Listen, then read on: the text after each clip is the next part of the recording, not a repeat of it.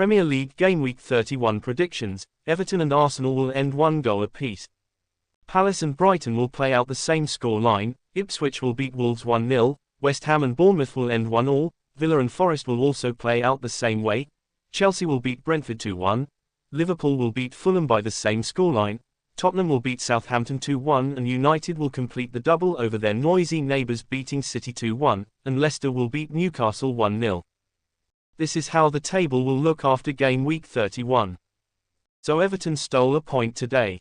In a 1-1 draw against Arsenal at Goodison Park, the Toffees secured mathematical safety from relegation while putting a serious dent in the Gunners' title hopes. Arsenal took the lead in the 34th minute through Trossard, who finished smartly after a rapid counter-attack involving Sterling. But just after half-time, Lewis Skelly brought down Harrison in the box, and Ndai Cooley converted the resulting penalty in the 49th minute.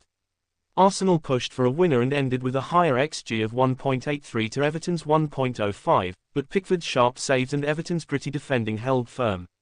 It's a huge result for the blue half of Merseyside and a frustrating one for Arteta's side, whose title dreams are surely dead.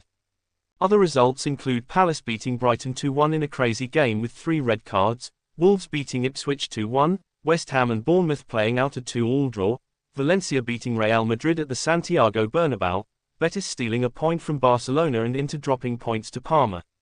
So Villa beat Forest today.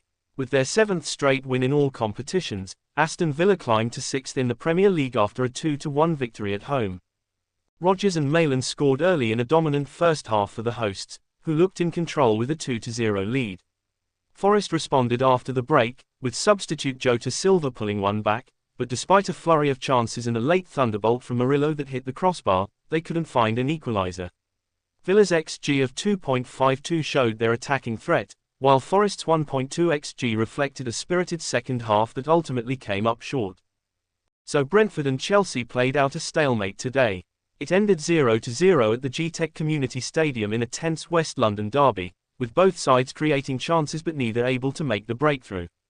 Brentford started the brighter, with Mbeumo and Lewis Potter testing Sanchez in the first half, and Tosin missing a free header just before the break. Chelsea huffed and puffed, introducing Palmer, Jackson, and Neto in search of a spark, but it just wasn't clicking in the final third. Wissa went close late on for Brentford after a brilliant acrobatic cross from Damskull, while Palmer had a golden chance to win it at the death, but his curling effort sailed just over. Chelsea slightly edged the XG battle, 1.32 to 1.22, but it'll still feel like 2 points dropped for them, especially with Champions League hopes hanging in the balance. Brentford, meanwhile, will be content with their first home clean sheet of the league campaign. Not the most thrilling outcome, but a fair one on the balance of play. So Fulham beat Liverpool today. In a wild game at Craven Cottage, the hosts stunned the league leaders 3-2, ending Liverpool's 26-match unbeaten Premier League run. McAllister gave Liverpool an early lead with a beauty, but Fulham roared back with 3 quick goals from Sessegnon, Iwobi, and Muniz to take control before half-time.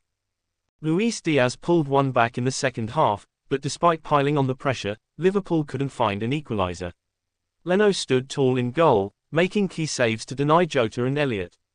Fulham now sit just 3 points outside the Champions League spots, while Liverpool, despite the loss, remain 11 points clear at the top, but this defeat raises questions as they head into the final stretch of the season. So Southampton were relegated today. The inevitable finally happened, and they've now made unwanted history by becoming the earliest team ever confirmed for relegation in Premier League history. Despite a late goal from Fernandes, set up by Sulmana, their 2 standout players, it wasn't enough to change their fate. Spurs, who were dominant throughout, sealed a deserved 3-1 win with 2 goals from Johnson and a stoppage time penalty by Tell. Southampton's season has collapsed, and with 7 games left, their only target is to avoid matching Derby's infamous 11-point campaign. Meanwhile, Spurs move up to 13th, clinging to their Europa League hopes. So United and City played out the worst Manchester derby I've ever seen in my life today. It ended 0-0 at Old Trafford for the first time in over 4 years, and to be honest, it's hard to argue with the scoreline. A match that promised drama, goals, and bragging rights instead delivered 90 minutes of stale build-up, wasted chances, and 2 sides that looked far more cautious than committed. Manchester United edged the better moments, just. Joshua Zirkzee nearly broke the deadlock in the 77th minute with a sweetly struck effort that Ederson did well to parry, and Ugarte flashed a dangerous half-volley wide not long before. But for all the Red Devils' counter-attacking intent, they lacked the finishing touch to punish a City side that never quite got going. As for City, this was a Guardiola team without the usual bite. Foden missed a golden opportunity early in the second half, dragging a shot miles off target, and Marmoush forced one of the rare saves from Onana with a speculative volley. The XG numbers tell a story of missed chances and mediocre quality: 0.92 to United, 0.49 for City. And while United might take some comfort from not losing to their neighbours, both sides walk away with more questions than confidence. United stay in 13th, and City remain stuck in 5th, hardly what either side wanted from Derby Day. A forgettable result from a forgettable match. Let's hope the next one gives us something to actually talk about. So Newcastle easily beat Leicester City today. The Magpies dominated from the start and cruised to a 3-0 win at the King Power Stadium, strengthening their Champions League push. Jacob Murphy struck twice early, first tapping in from a Livramento cross, then emphatically finishing a rebound after Shah's shot hit the bar. Former Leicester player Harvey Barnes added a third before half-time, punishing his old team with a simple finish.